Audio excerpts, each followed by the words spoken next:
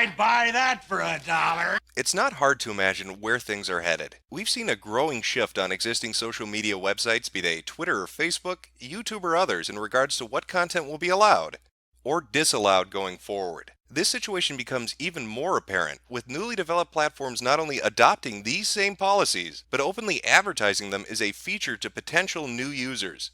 Hate speech has become the bullet point on a long list of wrongthink crimes fired point blank at the heads of content creators in an effort to purge sites of activities or opinions deemed unacceptable by those that run them. However, we are now seeing a transition from a once reactive approach to a proactive one instead.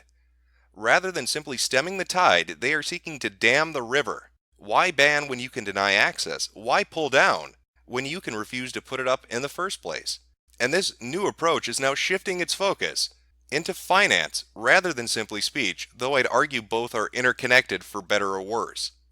Google to overhaul advertising policies after growing boycott. We deeply apologize, says company's CBO Philip Schindler, as he announces tougher stance on hateful, offensive, and derogatory content.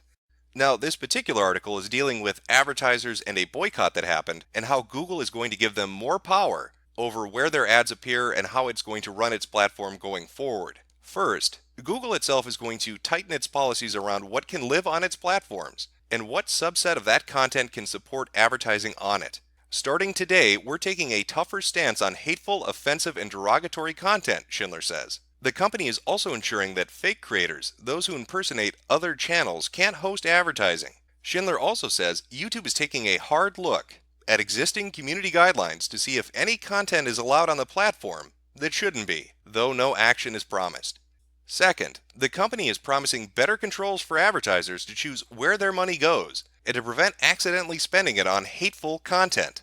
The default options for advertisers will be tightened to exclude potentially objectionable content from the off. Advertisers themselves will be given account-level tools to exclude specific sites and channels from all of their campaigns at once, as well as more fine-tuned controls for when advertisers need specific say over where their ads appear. Third, Schindler writes that advertisers and agencies will be offered more transparency and visibility on where their ads are running. That should help advertisers avoid awkward situations like those that prompted the boycott in the first place, where advertisers only discovered their ads were showing up on extremist content after a Times report. The Google executives also promised to hire significant numbers of people, as well as bring in new AI-powered tools. Harmful opinions is God. Harmful opinions is God. Harmful opinions is God. Harmful opinions is God. To increase their company's capacity to review questionable content for advertising. Now, all of this should sound somewhat familiar. We've seen this play out with YouTubers such as PewDiePie, who, after having been the subject of a media blitz, saw his partnership with Disney's Maker Studios pulled.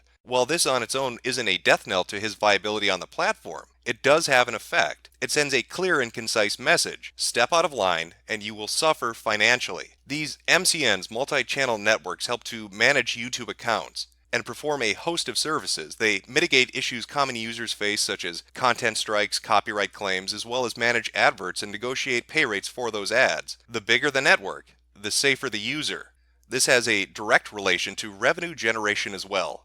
Issues with MCNs have been long-standing, but it now seems as if Google itself is going to play a more direct role by instituting a yay or nay policy when it comes to if you can make money going forward. It starts with the promise of allowing advertisers more control, but ultimately it will end with users losing complete autonomy. And it isn't too hard to imagine a scenario where in a few years, blacklists exist of users who can't make money off ads on any website through which Google hosts advertising.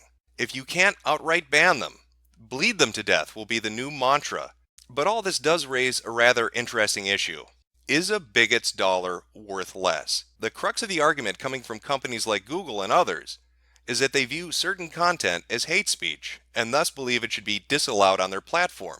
It would then follow suit that those consuming that content must be advocates for such hate speech and a bigot in and of themselves for having agreed to view it in the first place.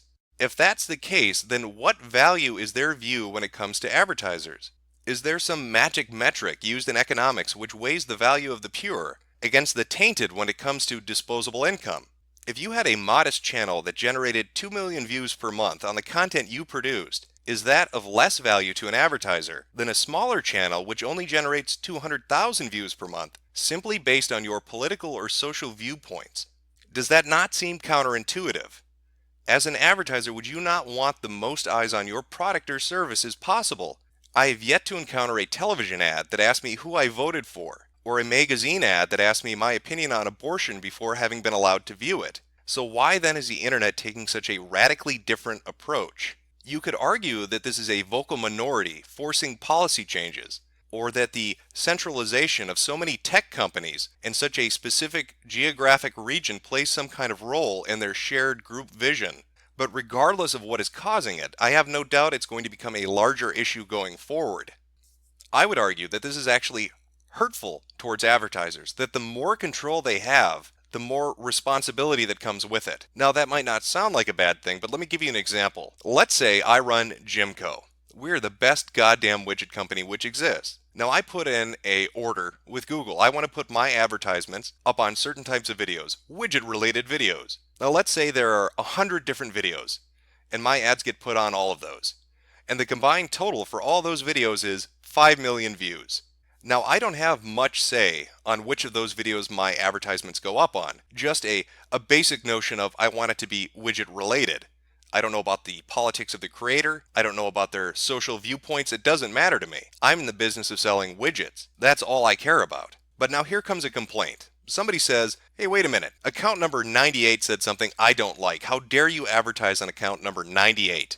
Not my problem. I don't really have control over it going up on account 98. I'm sorry you're offended, but there's not a lot I can do about it. That would be the old system. Under the new system, however, when they come in and they say account number 98 is a problem, well, they know I have more control now. Okay, I'll pull that advertisement off that video. Well, that just cost me 100,000 views for that one complaint. Now, maybe that particular video had extremist views. Maybe that was a widget-related video about forcing eugenics on people. I don't know. Maybe it was some crazy extremist thing. And so you can hand wave it away and you can say, okay, I'm at least justified in doing that. But as we've seen, offense is a perpetual thing. It just keeps growing and growing and growing.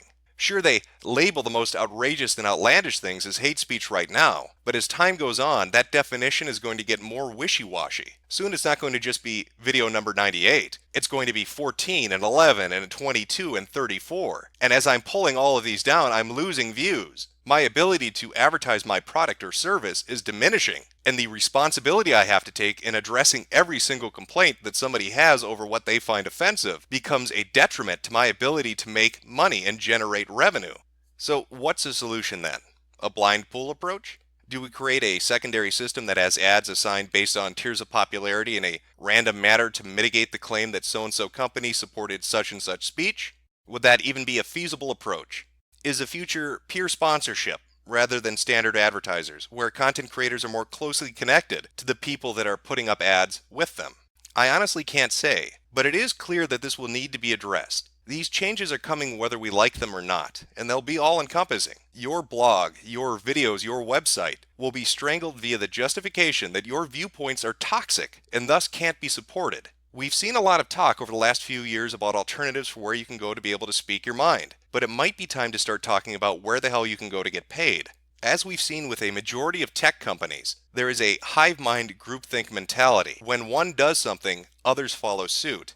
As Google shifts in this policy change, you can expect others to follow along with them. And so while you might have alternatives you can go to right now for your advertising needs for whatever your website or your business may be assured that that alternative may well change their mind and may well follow down the exact same path that Google is right now.